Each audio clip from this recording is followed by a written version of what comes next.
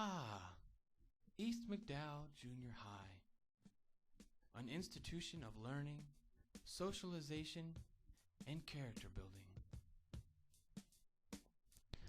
A happy place, filled with intelligent, exciting people. Students happily stroll the halls and sit in classrooms by day, learning and laughing with their friends and teachers.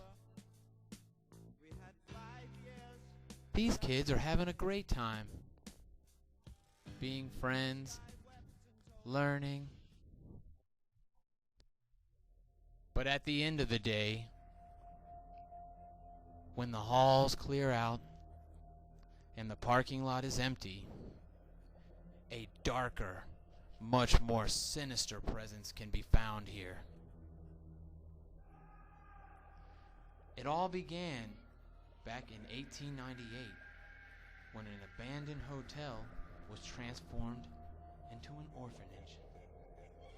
It was named El Hanan by Miss Mattie Perry. She ran the institution lovingly, taking in and caring for the orphans of Marion and McDowell County. El Hanan was open for many years and served the community well, until one night, the night of October 27th, 1929, El Hanan caught fire and burned to the ground. All of the children got out safely, but according to reports, 6 children ran back into the inferno to save their beloved pets that had been trapped inside.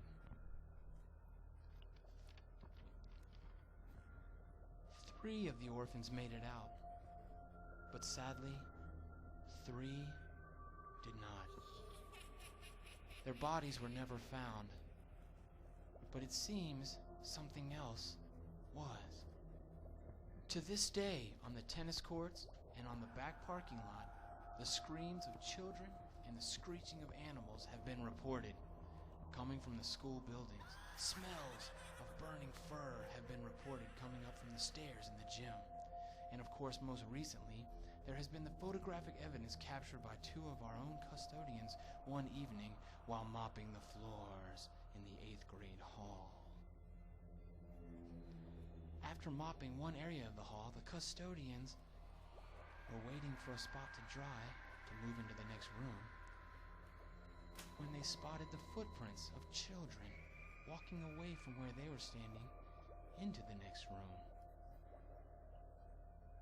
Were the footprints left behind by some student before? Clearly not. It had just been mopped. Or are they from another world? A dark, lost world. These charred handprints were found behind the 9th grade lockers one summer when the lockers had been removed for repairs. What is going on with this horrible wall? Why? This footage was captured in 1986 by a surveillance video during Christmas break. There was no one here. Or was there? This snapshot comes from an athlete, the last one out of the locker room one rainy December night. Is basketball season here yet?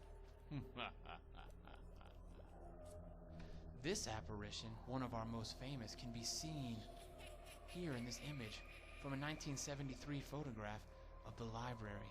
These are the old staircases, of course, before they replaced them with the new metal, safer ones you'll see there now. The apparition is said to be that of Miss Mattie Perry. Is she coming back to look for her lost orphans? Or simply making her rounds through the orphanage as she did in the olden days? Another visitor we have here at East McDowell is that of Mr. Carter. Unfortunately, Mr. Carter was murdered just before Thanksgiving in 1965. He worked here for many years and spent much of his time in the library, relaxing and enjoying reading the newspaper. They say he can be found there yet. Of course, the old library is the spot between Miss Hambright's office and Mr. Hardin's office, what is now the copy room and Mr. Shaw's room. Is Mr. Carter still teaching these children today in another world? So remember, children, as you wander the halls happily, talking with your friends, making jokes, singing songs, skipping along, remember, there may be other students roaming the halls also. Maybe at night, maybe even there next to you as you're looking into your locker, trying to send a text to someone even though you're not supposed to. They could be reading along with you, or they could wait and wander the halls emptily at night all by themselves, wandering, roaming, forever.